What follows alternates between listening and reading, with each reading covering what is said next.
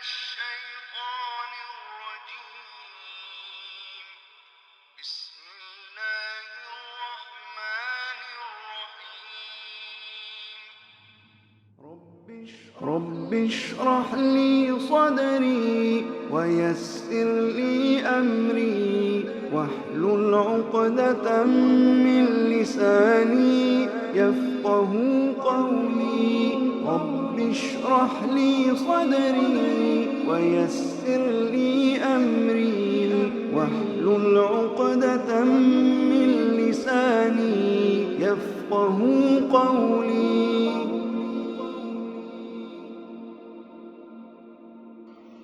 إن الحمد لله نحمده ونستعينه أعوذ بالله من شرور أنفسنا وسيئات أعمالنا من يهده الله فلا مضل له ومن يضلل فلا هادي له وأشهد أن لا إله إلا الله وحده لا شريك له وأشهد أن محمدا عبده ورسوله. يا أيها الذين آمنوا اتقوا الله حق تقاته ولا تموتن إلا وأنتم مسلمون. يا أيها الناس اتقوا ربكم الذي خلقكم من نفس واحدة وخلق منها زوجها وبث منهما رجالا كثيرا ونساء واتقوا الله الذي تساءلون به والأرحام إن الله كان عليكم رقيبا. يا أيها الذين آمنوا اتقوا الله وقولوا قولا سديدا يصلح لكم أعمالكم ويغفر لكم ذنوبكم ومن يطع الله ورسوله فقد فاز فوزا عظيما. أما بعد فإن خير الحديث كتاب الله وخير الهدي هدي محمد صلى الله عليه وسلم وشر الأمور محدثاتها وكل محدثة بدعة وكل بدعة ضلالة وكل ضلالة في النار. أعوذ بالله من الشيطان الرجيم. بسم الله الرحمن الرحيم. اليوم أكملت لكم دينكم وأتممت عليكم نعمتي ورضيت لكم الإسلام دينا. وقال في موضع آخر وما آتاكم الرسول فخذوه وما نهاكم عنه فانتهوا. سامعین کرام، اللہ رب العالمین نے دین کو ہمارے آخری رسول جناب محمد رسول اللہ صلی اللہ علیہ وسلم پر مکمل کر دیا ہے، اور ان کے ذریعے سے اللہ رب العالمین نے اس دین کو پوری دنیا کے اندر پھیلا رکھا ہے، اور انہی کے ذریعے سے انہوں نے جو کچھ چھوڑا ہے اس کو ہمارے اور آپ کے لیے رشد و ہدایت کا ذریعہ بنایا ہے۔ ان میں دو چیزیں ہیں، ایک تو اللہ رب العالمین کی کتاب جسے ہم اور آپ قرآن کریم کے نام سے جانتے ہیں، دوسری چیز اللہ کے نبی صلی اللہ علیہ وسلم کی احادیث مبارکہ ہے جنہیں ہم کتاب کی صورت میں پڑھتے، لکھتے اور دیکھتے اور سمجھتے ہیں۔ محترم سامعین اکرام، آج کی اس نشست میں جو کہ اصول حدیث کے متعلق سلسلہ وار پروگرام کا پہلا حصہ ہے، اس میں ہم گفتگو کریں گے کہ سنت کیا ہے، سنت کی حجیت کے متعلق بات کریں گے، اور سنت کا قرآن کے لیے، دین کے لیے کیا معنی رکھتا ہے، کیا اہمیت رکھتی ہے، اور وہ کتنا عظیم سرمایہ ہے، اس کے متعلق گفتگو کریں گے۔ محترم سامعین اکرام، جب دنیا میں سب سے زیادہ مظلوم اگر کوئی چیز ہے قرآن کے بعد تو وہ سنت ہے۔ ہم نے اور غیروں نے بھی ہمیشہ سنت کو مشق ستم بنائے رکھا ہے۔ سنت یہ دین کو سمجھنے کا سب سے بہترین ذریعہ ہے۔ سنت قرآن کریم کی تفسیر کرتی ہے، اس کی توضیح بیان کرتی ہے۔ اگر سنت کسی کے پاس نہیں ہو تو اس کا مطلب یہ ہے کہ قرآن کو کوئی بھی شخص جس طرح چاہے وہ بیان کر سکتا ہے، سمجھ سکتا ہے، اور اس کے معنی اور مفاہیم سے کھیل سکتا ہے۔ لیکن اللہ رب العالمین نے اس سنت کو نازل کر کے ہمارے اور آپ کے لیے جہاں رشد و ہدایت کا ایک ذریعہ بنایا، وہیں خود قرآن کریم کے معانی، اس کے مفاہیم اور اس کی تفسیر و توضیح کو بھی محفوظ رکھا۔ اسی لیے اللہ رب العالمین نے کہا اِنَّا نَحْنُ نَزَّلْنَا الذِّكْرَ وَإِنَّا لَهُ لَحَافِظُونَ، کہ ہم ہی قرآن کو یعنی کتاب و سنت کو اتارنے والے ہیں اور ہم ہی اس کی حفاظت کرنے والے ہیں۔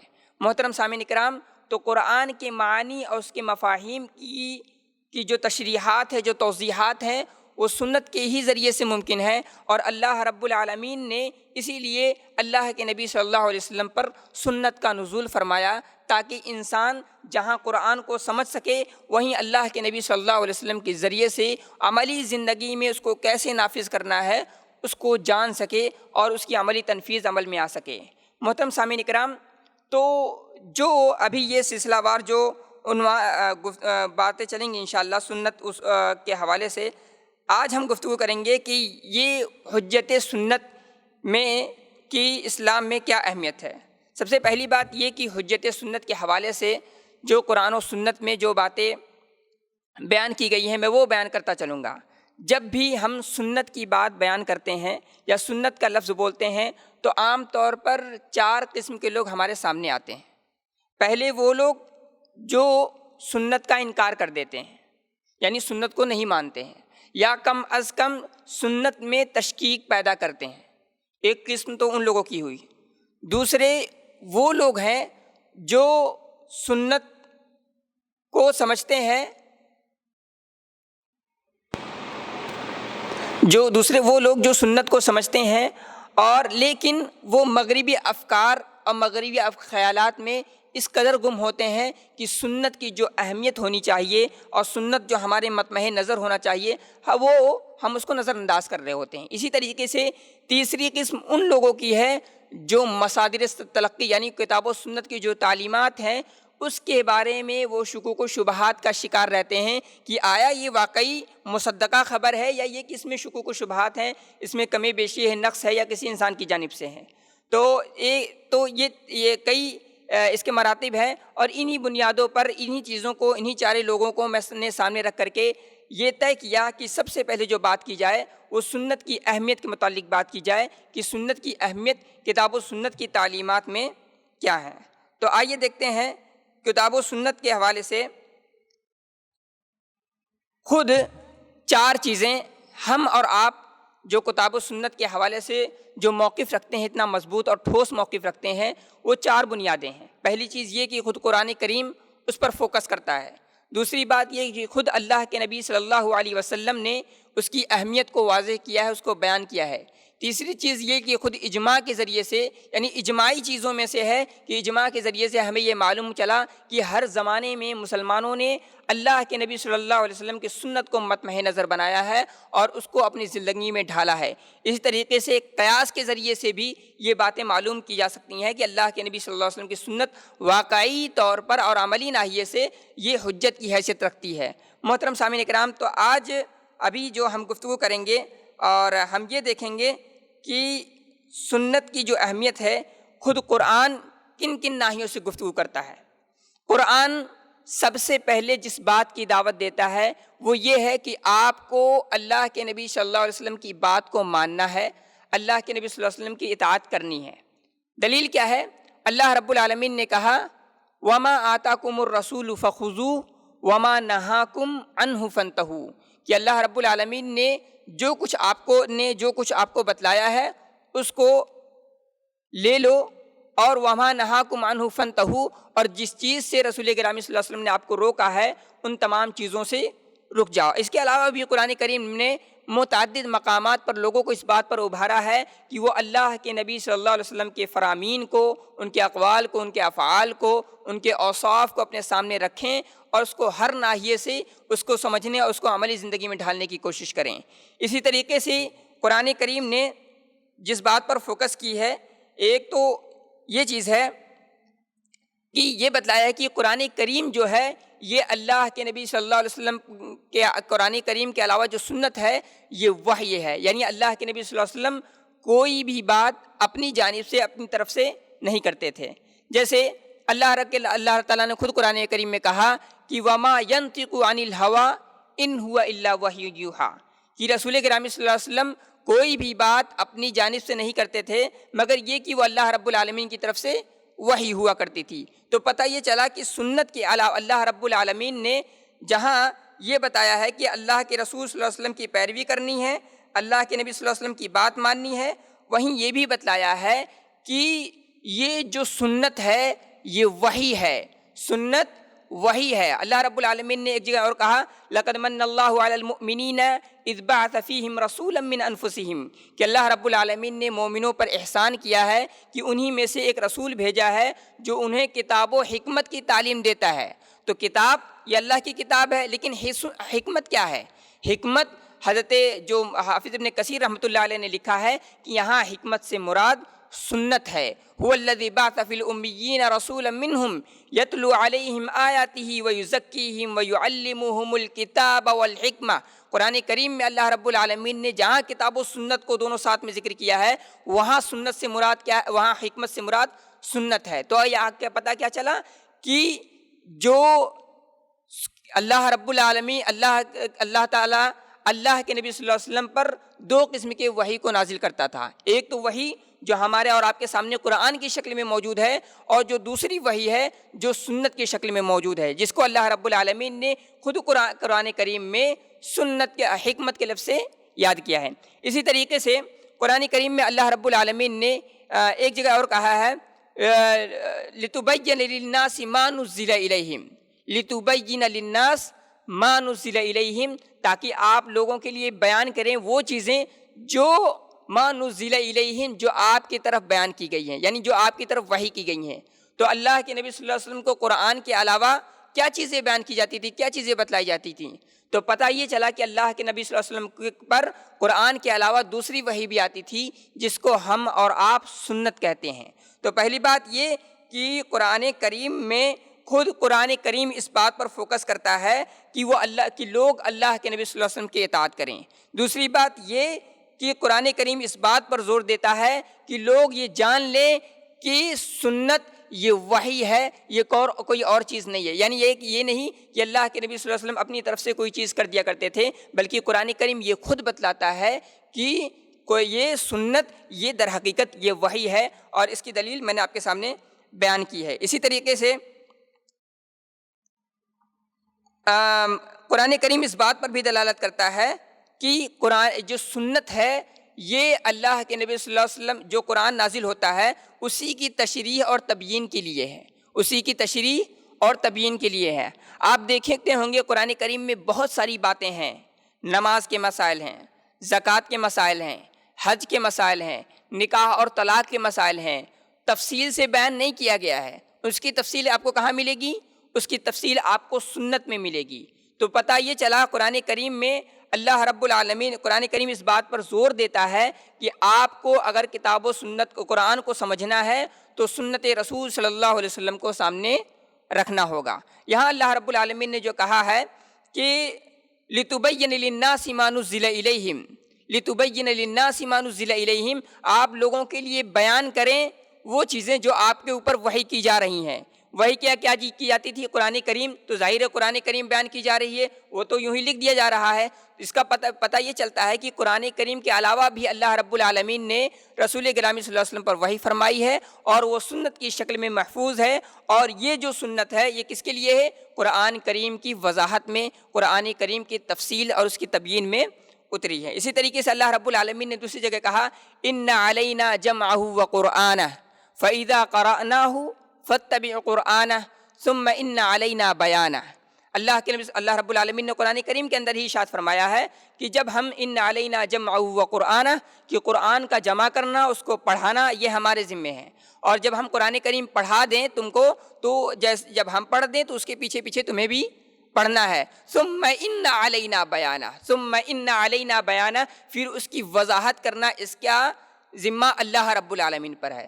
تو مثال کے طور پر اللہ رب العالمین نے نماز کے حوالے سے یا زکوٰۃ کے حوالے سے قرآن کریم میں تو کہہ دیا ہے، لیکن اس کی وضاحت اللہ رب العالمین نے وہاں نہیں فرمائی ہے، بلکہ اس کی وضاحت کون فرما رہا ہے؟ اللہ کے نبی صلی اللہ علیہ وسلم کر رہے ہیں۔ تو جب اس کی وضاحت اللہ کے رسول صلی اللہ علیہ وسلم کر رہے ہیں تو معلوم یہ ہوا کہ وہ جو اللہ کے نبی صلی اللہ علیہ وسلم وضاحت کر رہے ہیں یہ در حقیقت خود اپنے نفس کی جانب سے نہیں ہے، بلکہ اللہ رب العالمین کی طرف سے ہے۔ تو قرآن کریم یہ بھی بتلاتا ہے کہ یہ جو کچھ ہے، جو کچھ اللہ کے نبی صلی اللہ علیہ وسلم کہہ رہے ہیں، پہلی بات یہ کہ اللہ کے نبی صلی اللہ علیہ وسلم کی اطاعت کرنی ہے۔ دوسری چیز یہ کہ رسول اکرم صلی اللہ علیہ وسلم جو کچھ بھی کہتے ہیں یہ ساری کی ساری چیزیں یہ وحی ہے۔ تیسری بات یہ کہ اللہ کی قرآن کریم اس بات پر دلالت کرتا ہے کہ سنت یہ قرآن کریم کی تشریح اور تبیین کے لیے اترا ہے۔ چوتھی چیز یہ کہ قرآن کریم اللہ رب العالمین نے جو نازل کیا ہے یہ اس بات پر زور دیتا ہے کہ سنت کی حفاظت کی جائے، سنت کی حفاظت کی جائے۔ دلیل کیا ہے؟ اللہ رب العالمین نے کہا انا نحن نزلنا الذکر وانا لہ لحافظون، انا نحن نزلنا الذکر وانا لہ لحافظون، کہ ہم نے اس ذکر کو اتارا ہے، انا نحن نزلنا الذکر وانا لہ لحافظون، اور ہم ہی اس کی حفاظت کرنے والے ہیں۔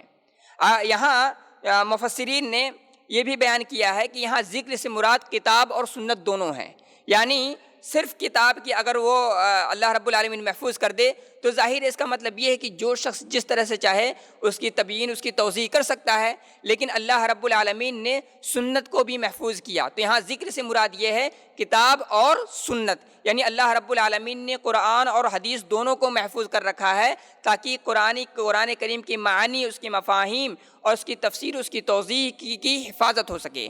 تو اس کے ذریعے سے اللہ رب العالمین نے دونوں چیزوں کی حفاظت کی ہے، انا نحن نزلنا الذکر وانا لہ لحافظون۔ اسی طریقے سے اللہ رب العالمین نے یہ کہا ہے کہ قرآن کریم کے ذریعے سے یہ پیغام دیا ہے کہ ہر شخص کو چاہیے کہ کتاب و سنت میں جو بھی تعلیمات ہیں، جو بھی بیان کی گئی ہیں، اس کو اپنی عملی زندگی میں ڈھالے، اپنی عملی زندگی میں ڈھالیں۔ دلیل کیا ہے؟ اللہ رب العالمین نے کہا یا ایھا الذین آمنوا اطیعوا اللہ واطیعوا الرسول واولی الامر منکم، اے لوگو جو ایمان لے آئے ہو تم اللہ کی اطاعت کرو، اس کے رسول کی اطاعت کرو، واولی الامر منکم، اور تم میں سے جو ذمہ دار لوگ ہیں، جو علماء کرام ہیں، جو حکام ہیں، ان کی اطاعت کرو۔ فَإِن تَنَازَعْتُمْ فِي شَيْءٍ، اگر تمہارے درمیان اختلاف ہو جائے تو فَرُدُّوهُ إِلَى اللَّهِ وَالرَّسُولِ، تو تم اللہ اور اس کے رسول کی طرف پلٹو، اس کو اللہ اس کے رسول کی طرف لوٹاؤ۔ تو کیسے لوٹائیں گے؟ آج ہمارے پاس رسول تو موجود نہیں ہے، رسول تو بہت پہلے وفات پا چکے ہیں، تو معلوم یہ ہوا کہ اور کس کی طرف لوٹائیں گے؟ اللہ کے نبی صلی اللہ علیہ وسلم کی بات کی طرف۔ تو وہ بات کیسے ہوگی؟ تو بات ایسے ہوگی اگر وہ حفاظت نہیں ہے، اگر وہ محفوظ نہیں ہے، تو ظاہر ہے کوئی بھی شخص اللہ کے نبی صلی اللہ علیہ وسلم کی طرف کچھ بھی منسوب کر سکتا ہے۔ تو یہاں اللہ رب العالمین نے اس آیت میں یہ پیغام دیا ہے کہ آپ کو سنت کی حفاظت کرنی ہے، سنت کو اکٹھا کرنا ہے، سنت کو جمع کرنا ہے، سنت کو لکھنا ہے، تاکہ جب انسانوں کے درمیان، لوگوں کے درمیان، اپنے علماء کے سلسلے میں، فقہا کے سلسلے میں، مسائل کے سلسلے میں، یا کسی بھی معاملے میں اگر اختلاف ہوتا ہے، کسی سے بھی اختلاف ہوتا ہے، تو ہم سنت کی طرف اپنے آپ کو رجوع کر سکیں، سنت کی طرف اس مسئلے کو لوٹا سکیں۔ اللہ رب العالمین نے اس آیت میں یہ پیغام دیا ہے کہ سنت کی حفاظت ہونی چاہیے، سنت کو لکھنا چاہیے، اور سنت کو سمجھنا چاہیے، سنت کو بیان کرنا چاہیے۔ اسی طریقے سے اللہ رب العالمین نے یہ بھی بات کہی ہے کہ سنت کی حفاظت کے بعد سنت کی حفاظت سے لزوم، یعنی اس سے چمٹے رہو، یعنی یہ کہ سنت کے مطابق زندگی گزارنا ہے۔ اللہ رب العالمین نے کہا وَمَن يُشَاقِقِ الرَّسُولِ مِن بَعْدِ مَا تَبَيَّنَ لَهُ الْهُدَى وَيَتَّبِعْ غَيْرَ سَبِيلِ الْمُؤْمِنِينَ، اللہ تعالیٰ نے کہا وَمَن يُشَاقِقِ الرَّسُولِ، کہ جو رسولوں کی مخالفت کرے، مِن بَعْدِ مَا تَبَيَّنَ لَهُ الْهُدَى، ہدایت کے واضح ہو جانے کے بعد، من بعد ما تبین الہدی ویتبع غیر سبیل المؤمنین، اور مسلمانوں کے علاوہ دوسرے لوگوں کی طریقے کو فالو کرتا ہے، نولیہ ما تولی ونصلہ جہنم، اللہ رب العالمین نے کہا کہ وہ جس طرف پھرتا ہے ہم اس کو اسی طرف پھیر دیتے ہیں، وساءت مصیرا، اور یہ اس کا بہت برا ٹھکانہ ہے۔ محترم سامعین کرام، تو یہاں اللہ رب العالمین نے اس آیت میں یہ پیغام دیا ہے کہ جب سنت، یہ معلوم قرآن نے جب یہ ثابت کر دیا کہ رسول اکرم صلی اللہ علیہ وسلم کی اطاعت کرنی ہے، جب قرآن نے یہ ثابت کر دیا کہ سنت یہ اللہ رب العالمین کی جانب سے وحی ہے، قرآن نے جب یہ ثابت کر دیا کہ سنت کی حفاظت ہر شخص پر لازم ہے، قرآن نے جب یہ ثابت کر دیا کہ سنت سے لزوم یہ مسلمانوں کا طریقہ ہے، یہ مومنوں کا طریقہ ہے، تو پھر کسی کے لیے جائز نہیں ہے کہ وہ سنت کو چھوڑ کر کے کسی اور کا طریقہ اپنائیں۔ اسی طریقے سے اللہ رب العالمین نے یہاں کہا ہے، اس میں اجماع کی حجیت بیان کی ہے۔ امام شافعی رحمۃ اللہ علیہ نے اس آیت کو بیان کر کے یہ لکھا ہے کہ یہ در حقیقت مسلمانوں کے اجماع پر دلالت کرتا ہے، یعنی یہ کہ اگر مسلمان کسی بات پر متفق ہو جائیں، کسی بات کو تسلیم کر لیں تو یہ جان لیجئے کہ وہ چیزیں شرعی حجیت کی حیثیت رکھتی ہیں۔ دلیل کیا ہے؟ یہی وَيَتَّبِعْ غَيْرَ سَبِيلِ الْمُؤْمِنِينَ، کہ جو مسلمانوں کے علاوہ دوسرے لوگوں کی طریقے کو اختیار کرتا ہے تو وہ گمراہ ہو جاتا ہے۔ پتہ کیا چلا؟ ہدایت وہ ہے جس پر مسلمان قائم اور دائم ہے۔ محترم سامعین کرام، اسی طریقے سے اور سب سے ہمیں یہ دیکھنا ہے کہ آج کے دور کے مسلمان نہیں بلکہ وہ آئیڈیل مسلمان جو اللہ کے نبی صلی اللہ علیہ وسلم کے زمانے میں تھے۔ اللہ رب العالمین نے کہا والسابقون الاولون من المہاجرین والانصار والذین اتبعوہم باحسان رضی اللہ عنہم ورضوا عنہ۔ والسابقون الاولون، کہ پہلے لوگ جو لوگ ایمان میں سبقت کرنے والے ہیں وہ لوگ، والاولون والسابقون الاولون والمہاجرین، اسی طریقے سے سابقین اولون اور مہاجرین انصار، یہ وہ لوگ ہیں جنہوں نے اللہ کے نبی صلی اللہ علیہ وسلم کی پیروی کی ہے، اور ان کے بعد جو اتنے لوگ آ رہے ہیں جو ایمان کے نتیجے میں اور عمل صالح کے نتیجے میں انہی کے طریقے کو چلنے والے ہیں، تو یہی وہ لوگ ہیں جن سے اللہ رب العالمین راضی ہے۔ تو محترم سامعین کرام، اس آیت میں یہ بتلایا گیا ہے کہ وہ آئیڈیل مسلمان جو اللہ کے نبی صلی اللہ علیہ وسلم کے زمانے میں موجود تھے، ان کے طریقے کو فالو کرنا، ان کے نہج پر چلنا اور اسی کے مطابق زندگی گزارنا ہی عین ایمان ہے، اور اسی میں در حقیقت سنت کی اتباع ہے۔ ان کے طریقے کو چھوڑ کر کے انسان دوسرا راستہ اختیار کرے، دوسرا طریقہ اپنائے تو در حقیقت وہ سنت کو نہیں پا سکتا ہے۔ آج جو جو یہ منکرین قرآن کا، منکرین حدیث کا جو فتنہ پھیلا ہوا ہے، جو حدیث کا انکار کر رہے ہیں، در حقیقت وہ جان لے کہ وہ خود قرآن کا انکار کر رہے ہیں۔ کیوں؟ میں نے ابھی چند نکات کی صورت میں یہ باتیں بیان کی ہے کہ خود قرآن اس بات پر فوکس کرتا ہے کہ آپ کو اللہ کے نبی صلی اللہ علیہ وسلم کی اطاعت کرنی ہے۔ خود قرآن اس بات پر فوکس کرتا ہے کہ اللہ کے نبی صلی اللہ علیہ وسلم جو بھی باتیں کہا کرتے تھے وہ کیا ہے؟ وہ وحی ہے۔ خود قرآن اس بات پر فوکس کرتا ہے کہ اللہ کے نبی صلی اللہ علیہ وسلم نے جو کچھ کہا ہے اس کی حفاظت کرنی ہے۔ خود قرآن اس بات پر فوکس کرتا ہے کہ اللہ کے نبی صلی اللہ علیہ وسلم نے جو کچھ چھوڑا ہے اس کی حفاظت کے بعد اس سے چمٹے رہنا ہے اور اس کے مطابق زندگی گزارنا ہے۔ محترم سامعین کرام، تو بھلا بتائیے آج کے دور میں جتنے بھی لوگ اس طریقے کی بات کرتے ہیں کہ نہیں قرآن ہمارے لیے کافی ہے، ہمیں سنت کی ضرورت نہیں ہے، ہم سنت کی حجیت کو نہیں سمجھتے ہیں، کیا ان کی یہ بات درست ہو سکتی ہے؟ در حقیقت آج کے دور میں یا کبھی بھی جو شخص خود سنت کا انکار کرتا ہے در حقیقت وہ خود قرآن کا انکار کرتا ہے۔ محترم سامعین کرام، تو یہ بات جان لیں کہ قرآن کریم یہ جہاں اللہ رب العالمین کی کتاب ہے تو یہ کتاب خود سنت کی صیانت کے لیے، سنت کی حفاظت کے لیے، سنت کو عام کرنے کے لیے خود توجہ دلا رہی ہے، اور خود توجہ دلا رہا ہے، خود فوکس کر رہا ہے۔